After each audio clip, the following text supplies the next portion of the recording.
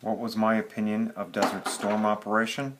Well, at first I thought it was a very good thing that the coalition forces were doing, getting Saddam Hussein out of a nation he had no business in.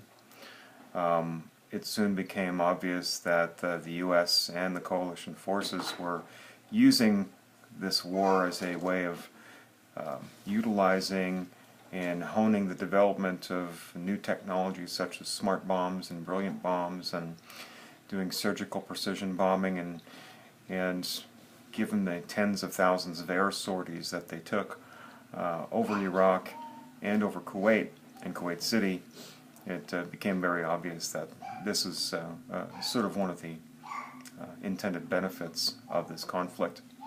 What was going on at the time?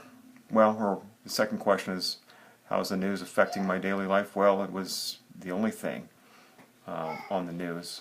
You couldn't hardly read a newspaper, we still had those back then, or look at CNN, or any of the news outlets without any coverage of the war. The newspaper devoted entire sections to covering the war. CNN, there was nothing else on but war coverage on CNN. I do remember the day, though, when the war was grinding to a halt and President Bush had declared victory. I remember the day that I saw the first non-war news story on CNN, so I knew that the news outlets were moving on to something different. What was going on at the time?